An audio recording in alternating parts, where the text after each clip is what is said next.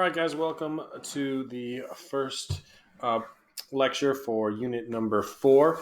For this one, we're going to be talking about the different explorers and the causes and all these different sea-based empires that we started talking about based on the land-based empires in unit number 3. So we're going to be talking specifically today about the causes of what these different explorers were and the technological innovations that spurred them and kind of started all those different travelings.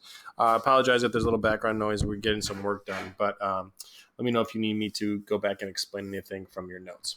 All right, so let's take a look at the first thing right here. So the first thing that we're going to be looking at, or 4.1, is going to be talking about the different technologies and how those technologies helped the explorers get to the New World, but also where those technologies came from. So that's going to be the first thing we're going to be looking at. And then we're also going to be looking at specifically the places that those technologies came from, the Islamic and Asian worlds, and how the discovery of the New World really would not have been possible without those technologies from Asia and the Middle East. And then lastly, what we're going to be talking about with these technologies is how specifically they were able to, especially in ships, how they were able to kind of spread and able to let the explorers travel and get to the New World. All right, so let's review a little bit right here. I'm going to have you answer these 3 questions, and you're going to think about, number 1, what technological developments from the period before helped spread trade? So we're talking really along the Silk Road, the Sea Road, and the Sand Roads. And then number 2, where were many of these innovations actually created? And then number 3, what technologies did we address in the 1200, or what transfers? So from who to who did the technology spread in the 1200 to 1450 time period? So go ahead, pause the video right now, try to answer these questions, and then we'll go back together and take a look at them. All right, welcome back. So let's take a look at this first one. What technology facilitated trade in the first time period? So this one was looking specifically about the sand roads, the Indian Ocean trade, the Saharan trade routes, the Silk Road, all those different things right there. So we talked about unit number 2 was a huge unit talking about trade. And what's really, really important about this period is this really set the stage. What we're talking about in Unit 4 was what the Eastern Hemisphere was doing.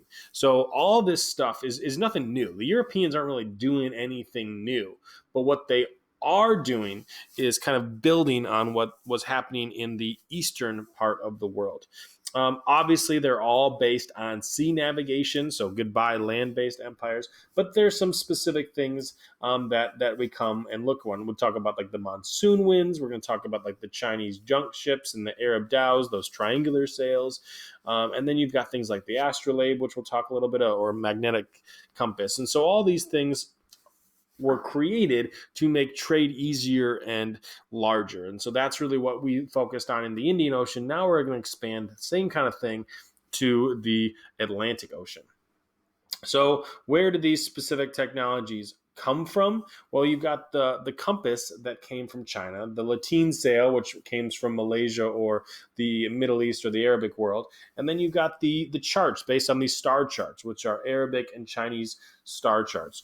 And so all these things really were huge because the compass allowed sea traders to determine the direction, even if the clouds couldn't show you the direction. So the compass was huge. The sails, which were there's 45-degree sails, allowed ships to be more maneuverable and more reliable under sail power alone. So they didn't have to row those ships anymore. And the astronomical charts could help you if you were lost in the middle of the sea. So all these things really comes from this part of the world.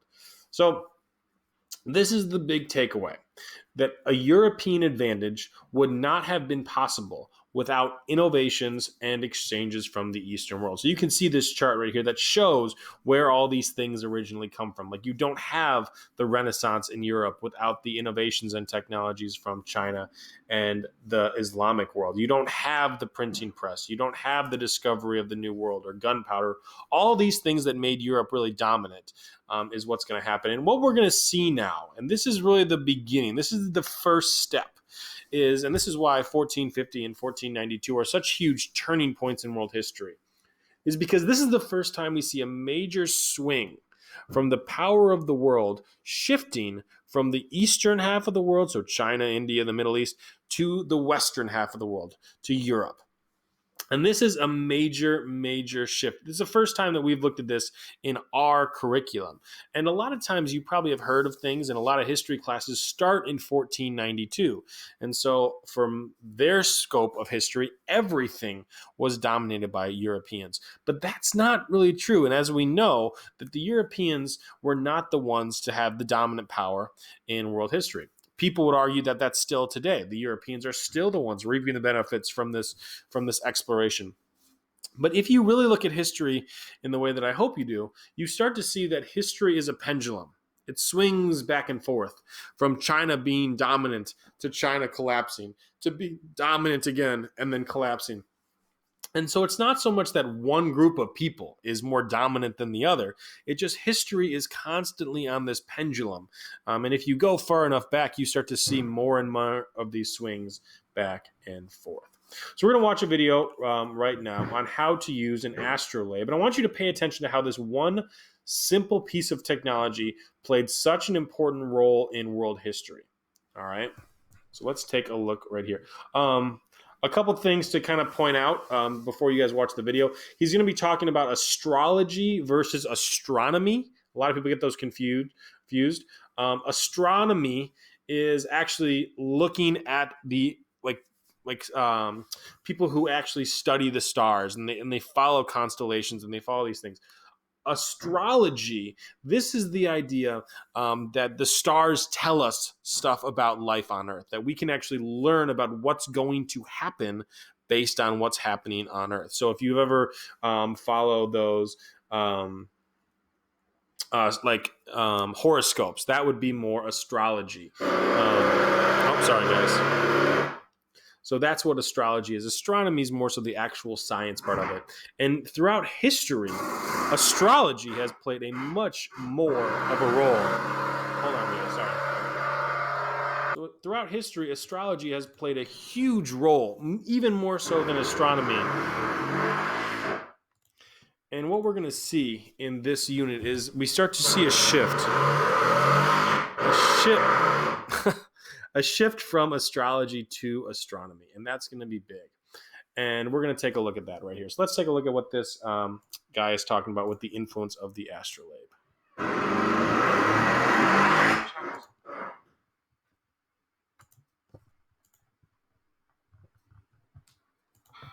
like we're on a roll. Hi, my name's William Greenwood. I'm the Al-Bukhari Foundation Curator of the Islamic World at the British Museum, and welcome to my corner.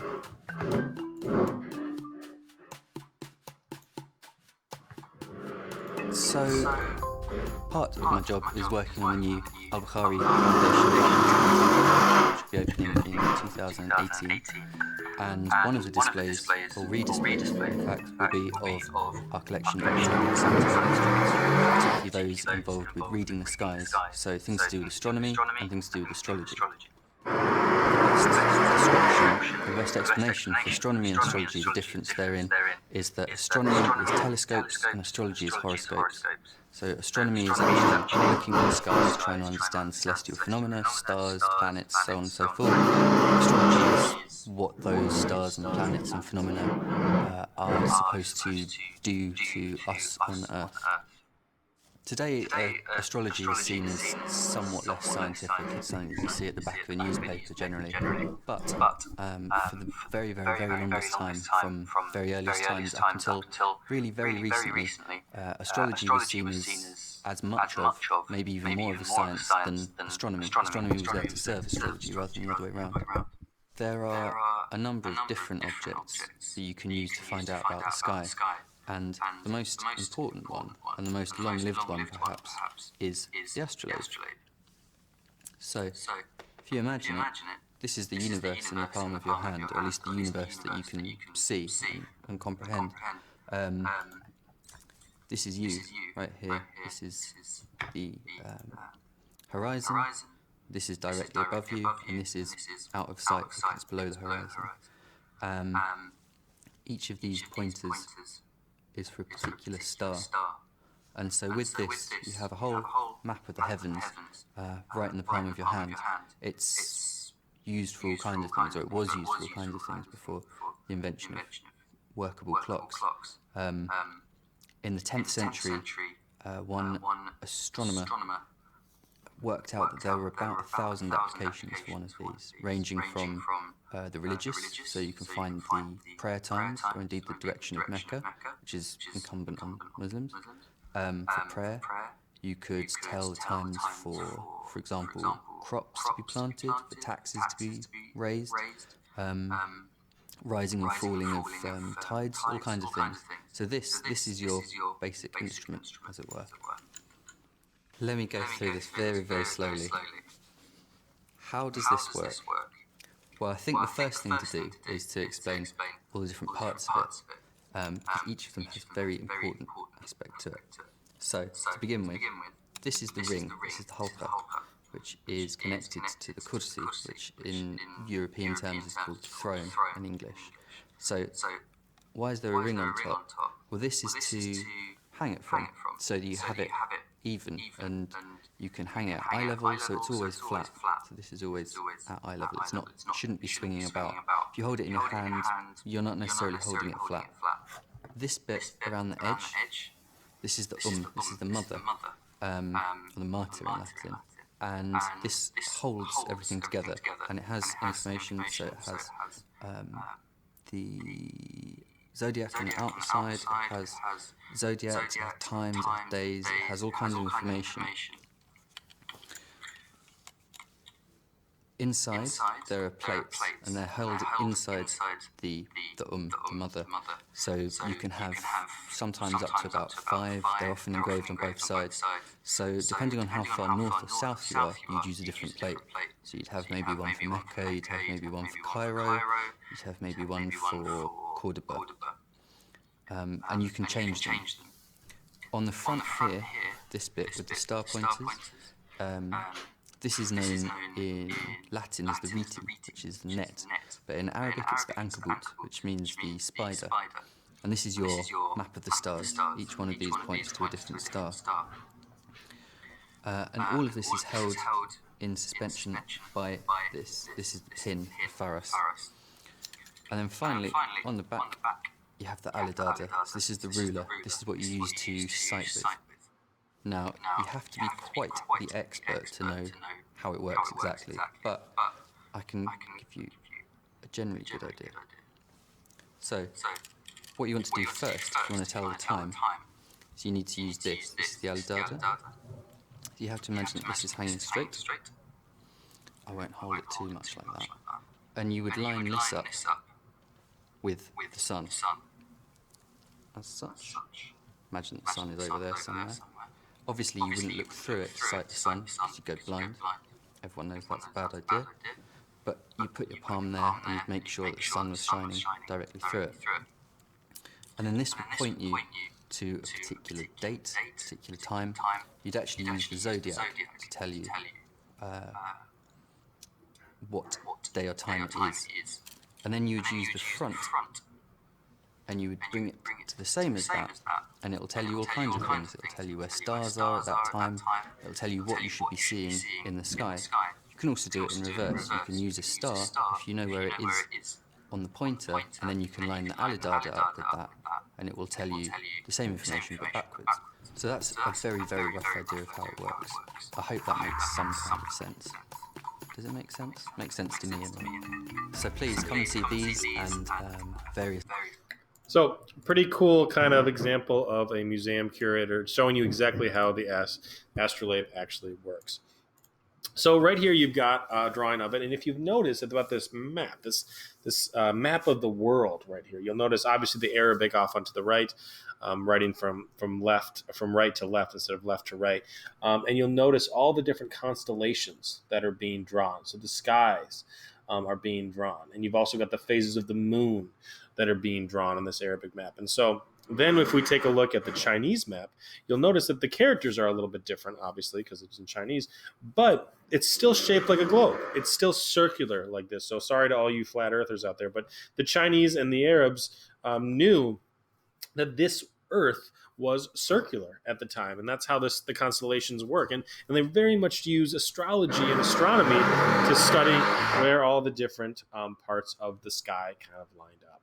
So taking a look at that is pretty kind of comparing the two and taking a look at how those two kind of worked and how they had some similarities among the two different technologies, Islamic technologies. All right, so let's take a look now at the European Age of Discovery. So during the European Age of Discovery, expeditions to the southern hemisphere began to result in the addition of new constellations. So actually, I'll have you guys read this part because I'm going to get kind of interrupted here. But a couple things I want to point out is to point out this idea of Age of Discovery. So it's talking about discovery of new worlds, obviously, but it's also talking about the discovery of worlds beyond our own, on our sky, leading to new maps. And so just like we have the Arabic and the Chinese having these constellations and the astrology and the astronomy, we also know that they base this information on what they see in the sky. And so the Europeans took that too. So it wasn't so much that the Europeans discovered a new world. It's that they took that technology to discover the world that they have already kind of seen and existed. So it's kind of a unique take on that. So thinking about what are some of the causes of the technology transfer from this period. So thinking about what led to things. So we talked about the Crusades was one example. What were some other things that you guys could think about that led to the exchange of these technologies between 1100 to 1600? So I'll pause the video here. Think if you can brainstorm a couple of them, and then we'll look at some of them together. All right, so we've got some ones that we've talked about specifically. We've talked about the Crusades. We've talked about the Mongols. Those were examples already. We've talked about the expansion of empires, the land-based empires. But then there's some new ones that happened that we haven't spent as much time about. So the Muslims in Spain were able to kind of transfer technology between the Middle East and Europe. You've got these trade networks. Obviously, those are similar. But then you've also got these missionaries. Missionaries are going to have a huge role, not just in spreading religion and ideas, but also spreading technology. And these Jesuit missionaries in China and Japan are going to be able to spread. And these merchant communities that are set up all around the world. So even if you've got Muslim traders in Southeast Asia are going to bring the technologies with them. And so all these things together kind of spread technology and really make it so by the time that the Europeans begin exploring in the 1500s, this stuff has already been happening for over 500 years. So that's going to be really, really important. Another thing to think about is the influence of shipping technology. Sails is going to play a huge influence. So before the Europeans, let's take a look at what the shipping technology was right here. So obviously the big one was the Arabic dhow ship, the Indian dhow ship. This was in the Indian Ocean. And then the Chinese junk ship in the South China Sea and also in the Indian Ocean as well. And if you'll notice, the Arabic dhow ship is made for the Indian Ocean. It's not made for very long distances. It's a very thinner boat. It doesn't have a very deep hull. And then the flags, the masts are very, very triangular, easy navigation.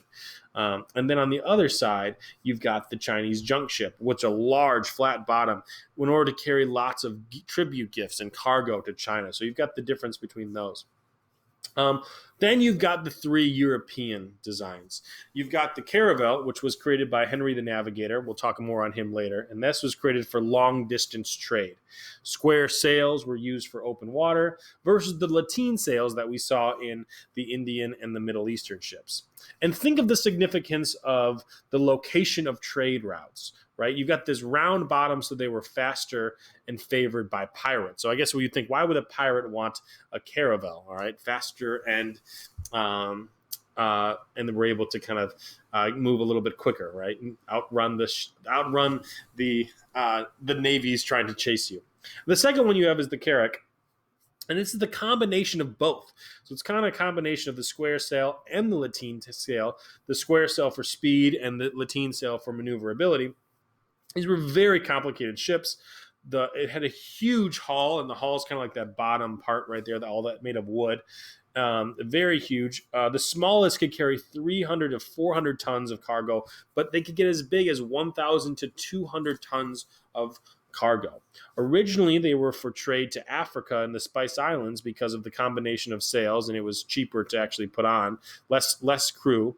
And it became but more and more stable, and people getting lost in the sea or sinking in the oceans would prefer this for ocean travel. The Flout is the one that we talked about a little bit yesterday. This is the one that was built in Holland, not in Spain or Portugal, and eventually adopted by England for trade in the North Sea and the Atlantic. And so thinking about what's the difference between those and Africa and the Spice Islands. So what's the difference between the weather in the Atlantic and then the Spice Islands is going to be weather. Weather is going to be the bigger difference. So they're smaller, they're cheaper, and easier to build than the other two.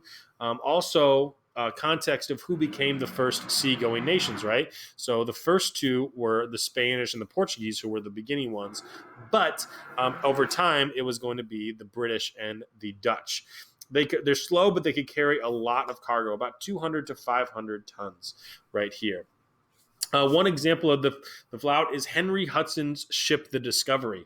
The Discovery made many voyages in effort to discover the Northwest Passage, which was hopefully a way that they could travel between what is the coast of Canada and Alaska or California. The first was in 1602 under the command of George Weymouth, although Henry Hudson was actually the one who was in charge of captaining the ship. And the 1602 voyage made it as far as the Hudson Strait, right in Canada, above Michigan. In 1610, the Discovery sailed again under Hudson and entered the Hudson Strait. On June 22nd, 1611, at Hudson Bay, a mutinous crew put Hudson, his son, and seven sick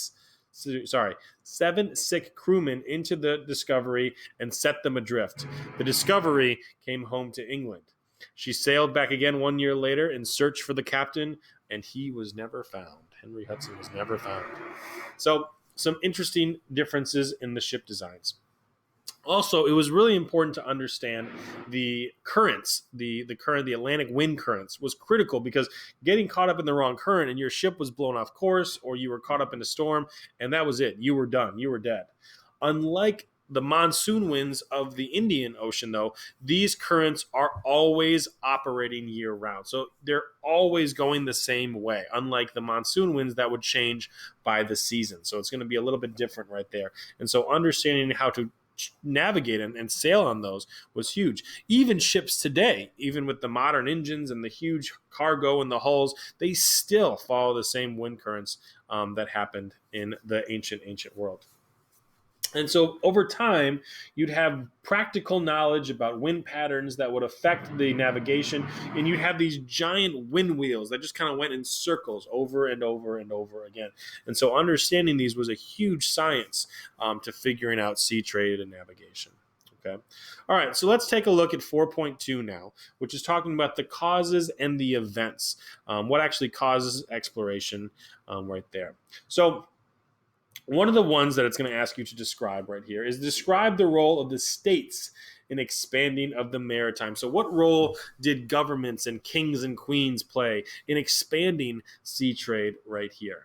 All right. And so one of the things that we're going to look at is actually that the money, the payment for these crews were actually paid by governments. You might have heard that story of Christopher Columbus talking to the Queen of Spain, asking the King of England and then the King of France if they would pay for his trip. So that's going to be one of the things, is that these state-sponsored exploration routes was going to go on. European kings and monarchs were paying for these explorers to visit. You've also going to look at the different causes and then the effects of different European states. For example, the Portuguese, very specifically, they wanted to increase travel and trade with Africa and Asia. And this is going to result in them having a trading empire. We talked about the difference between colonial and trading empires. The Portuguese are going to set up a trading empire specifically along the coast of Africa, and they're trying to get to Asia. On the other side, the Spanish are going to do something completely different, obviously, with Christopher Columbus, and they are going to set up across the Atlantic and the Pacific looking for colonial empires. That's what they're going to look for, is conquering and capturing people. And then lastly, Although not talked about very much, you've got the English, the French, and the Dutch, which are often trying to find the alternate sailing route to Asia, but they're not trying to go around Africa. They're trying to go through Canada. And you can imagine, doesn't work out very well for them, at least in the sense of trying to find Asia. So, let's talk about where we left off. All right, so just to kind of recap. So we've got 1200 to 1400, saw a huge increase in already established trade routes, right? We talked, these trade routes had already existed, but we're going to see a huge rise to them. You've got the hemispheres are completely isolated, right? Like the technology is not really advanced for the indigenous people in the Aztecs and the Incas and the Americas. Trade is not going to be huge between them. And obviously transmission of diseases is going to be a huge factor in the New World. And then lastly, we talked about this before, but the siege of Constantinople is going to turn the European world upside down. Constantinople had managed to hold out for a century until my namesake, Mehmet the Conqueror, brought his Turkish tribes and was able to invade Constantinople. And that one very sleek move tilted the axis of human history, took an entire part of the planet that had preserved Christianity and made it Islamic. Christian Constantinople becomes Islamic Istanbul. The great cathedral, Hagia Sophia, becomes the largest mosque in the world. The world's most important trade routes, now in the hands of a new empire hostile to the West, forcing Europeans to search for a new route to the riches of the East.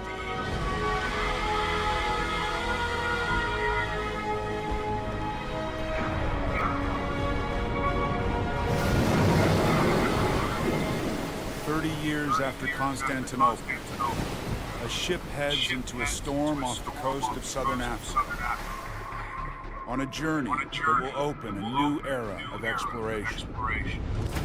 In command, Portuguese explorer Bartolomeu Dias. Wealthy nobleman, expert seaman, risk-taker.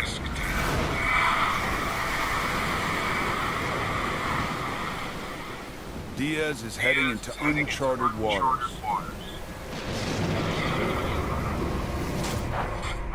Searching for a new route to India, around the southern tip of Africa.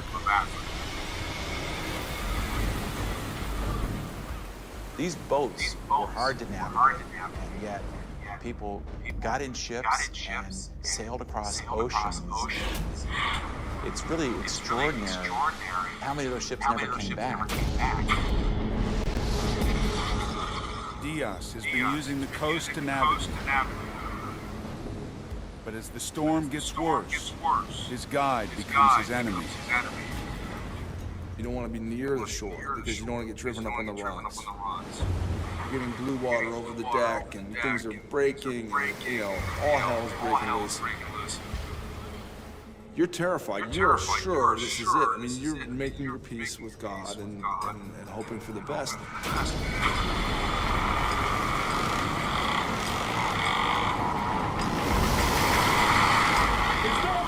Now, Diaz faces a choice that will determine the future for all of us. Head out into uncharted waters, or risk death on the rocks.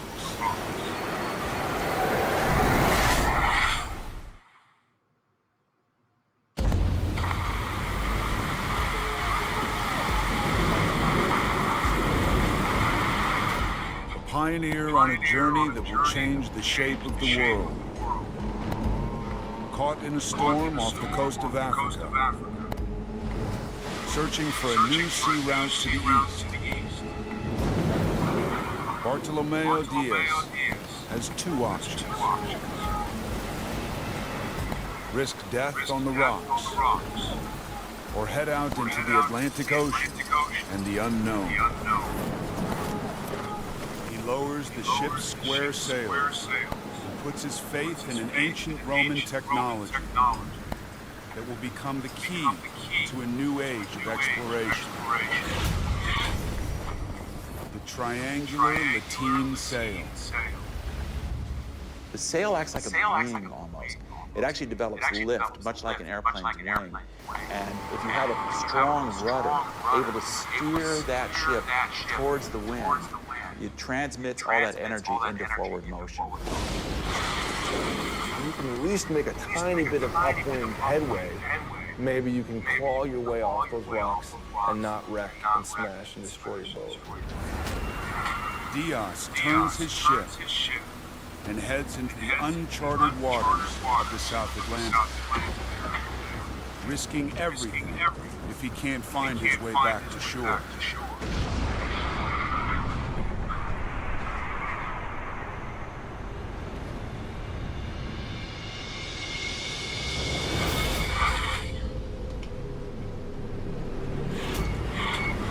Out of sight of land for 13 days. No idea what lies ahead. His maps are useless. Lost at sea.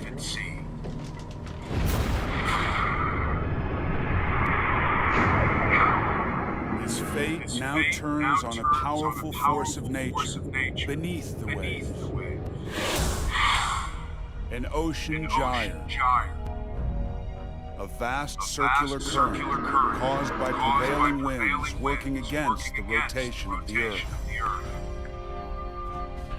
creating a conveyor belt of water 4,000 times more powerful than the Mississippi River.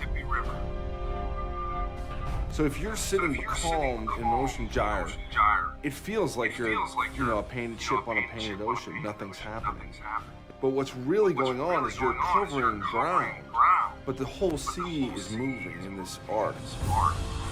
The discovery of ocean gyres will revolutionize seafaring. But Diaz has no idea of the forces that slingshot his ship from an empty ocean toward the southern tip of Africa. He really had everything going for him. He had the prevailing winds with him, he had the current with him, and he was on a ride that he may not even have fully understood.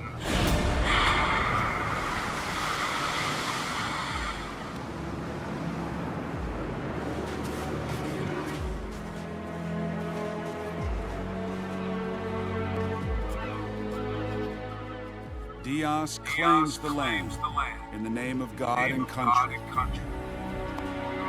It will become known as the Cape of Good Hope. The key to a new sea route to the east, bypassing Constantinople. A direct passage to India. Within 50 years, it becomes one of the busiest shipping lanes in the world. 44,000 tons of goods shipped around the Cape each year, building new empires, new connections, and a new future.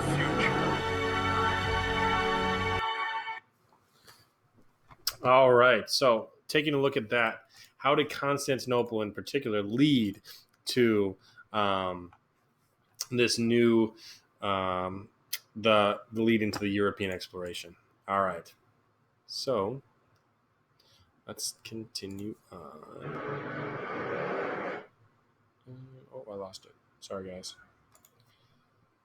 All right. Constantinople. So I want you to think, why did Europeans discover the New World and not East Asians or Muslims? Because if you were a betting person, if you had money on it, I would bet that I would think it would be the Ottomans or the Chinese who would have discovered and settled the New World. So if you were placed with a $100 bet in 1400 and you said, who do you think will discover the New World? There's not a lot of people who would have put money on the Europeans. But if you look carefully, there might have been a reason why. So go ahead, pause the video, and take a guess. This doesn't need to be right, but I want you to think about, why do you think Europeans discovered the New World and not the Indians or Chinese or Muslim worlds? All right. So here's the 5 reasons. Number 1, was competition. They had competition between each other. They'd been fighting in wars between religions and kings and all this and stuff. That was the biggest one right there. Number two, or that was a big one right there. Number two was innovations in map making and navigation. So they got those technologies from the Islamic and Chinese world. So they did have the same technologies, even if they didn't invent them. And then number three, they had access to colonies and new resources that gave them a huge advantage to spend more. And so once it starts, it's really easy for them to expand. And number five, they desperately wanted to get access to the Indian Ocean trade. And the Chinese, the Islamic, and the Indian world already had access. But number one, and this is the biggest reason right here, number one, proximity. I mean, look at this map. Look at how close Europe is to the New World, into the United States and in Latin America and Central America. They're so close. And so it was only really almost a matter of time that they were able to actually spread it. So those are the five right there. Proximity, competition, innovations, colonies, and trade access. Those were the five things right there. All right. So thinking about this, why do you think they were so determined to get to the New World? Or sorry, to get to Asia? Why did the Europeans, that last one we talked about right here, which was wanting to access the Indian trade routes, why were they so determined? All right, what was in Asia that the Europeans wanted? So go ahead, see if you can think, what was in Asia that the Europeans wanted? And there were three things: silk, spices, and porcelain. And those were the dominant trade items of this 15th and 16th centuries right here. They were the ones that everybody wanted until they realized something even more valuable was at stake. So what motivated them? And really this boils down to three things. God, glory, and gold are the three things during the Age of Revolution. They wanted to spread their beliefs, they wanted to earn money or take money, and they wanted to conquer land. And so you obviously have the increased competition and rivalries among Europeans themselves and the threat of the Ottomans even expanding further into Europe.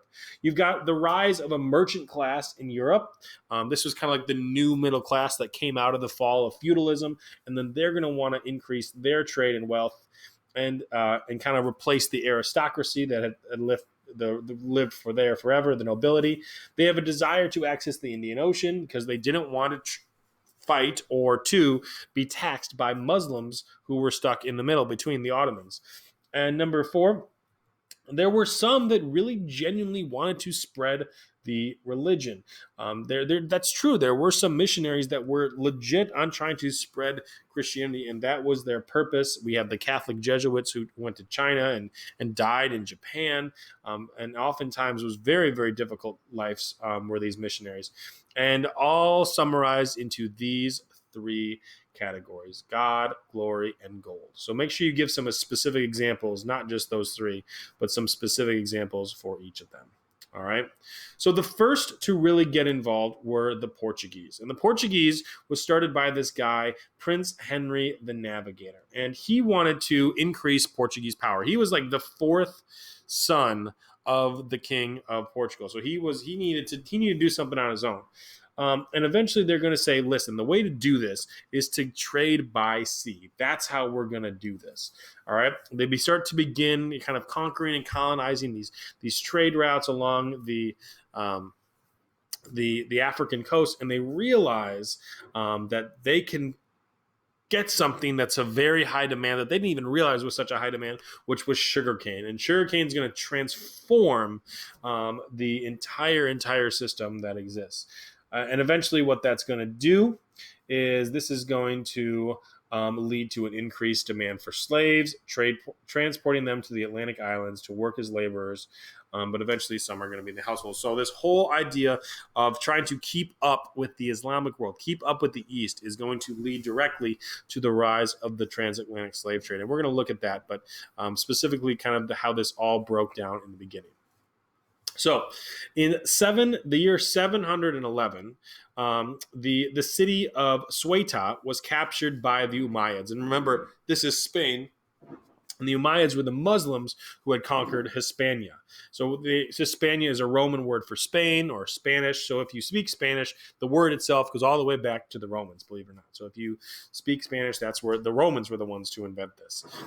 Ceuta is on the Strait of Gibraltar. So the Strait of Gibraltar is right in between Africa and Europe, this tiny, tiny little area. But it's a super, super important trade route, because if you can control that, you can control who travels through that a little ocean area, which is really, really huge. And you've also got Sudanese gold, and it's going to be able to have major military importance as well, because you can travel on all sides of Spain to control. We can use your navy to kind of militarily control that.